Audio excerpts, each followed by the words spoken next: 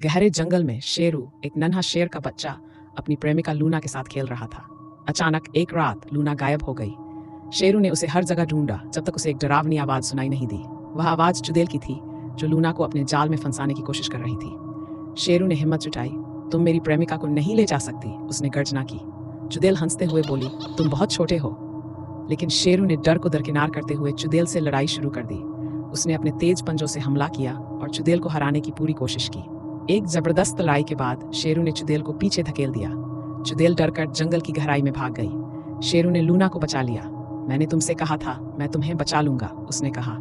Luna ने उसकी बहादुरी की तारीफ की। इस तरह शेरू ने अपने साहस से प्यार को बचाया और जंगल में एक नई कहानी लिखी।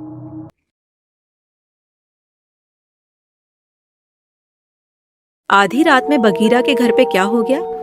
बगीरा रात को बेडरूम में अपना होमवर्क कर रहा था। काफी रात हो गई थी और बगीरा को भूख भी लगी थी। तभी नीचे से बगीरा के पापा खाने के लिए आवाज लगाते हैं। बगीरा अपनी सारी किताबों को बैग में भर देता है और नीचे जाने के लिए दरवाजा खोलता है। तभी अचानक एक हाथ बगीरा को पकड़ के खींचने लगता है। बगीरा लाइक और सब्सक्राइब करने को बोल रहा है तो प्लीज कर देना। असल में वह हाथ तो उसके पापा का ही था, जो बाथरूम में छिपे थे और बोलते हैं, नीचे मत जाओ, वह आवाज मैंने नहीं लगाई थी। असल में नीचे कोई और है। बगीरा के सामने चुड़ैल थी, फिर भी वो हिल नहीं पा रहा था। अचानक चुड़ैल पास आ जाती है, फिर भी बगीरा का सर काम नहीं करता और अब आकर बगल में ही सो जाती है।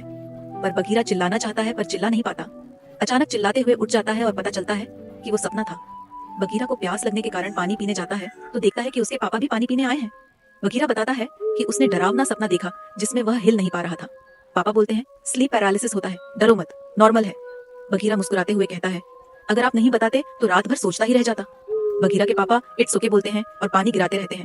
बगीरा कंफ्यूज होकर कहता है, गिलास तो भर गया, आप रुक क्यों नहीं रहे? बगीरा के पापा कहते हैं, मुझे पता है बेटा, पर पापा यहाँ है तो वहाँ कौन सो रहा है? बगीरा एक दिन होटल में रुकने के लिए गया। बहुत थकावट की वजह से वो जल्दी सो गया, लेकिन आधी रात को कोई उसके कमरे के बाहर पार्सल रख के चला गया। जैसे ही बगीरा ने पार्सल खोला तो इसमें एक कंकाल था। बगीरा कमरे से बाहर भागा और रिसेप्शनिस्ट से बोला, ये किसने मेरे साथ मजाक किया है? भूतिया, रिसेप्शनिस्ट बोली, मैंने किया है और अब मैं तेरा भी यही हाल कर दूंगी।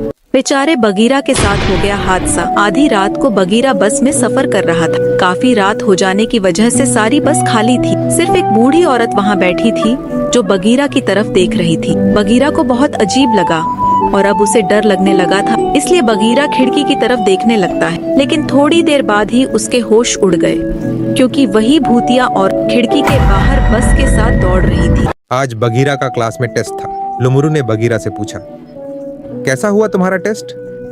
बगीरा उदास होकर बोला, यार अच्छा नहीं हुआ।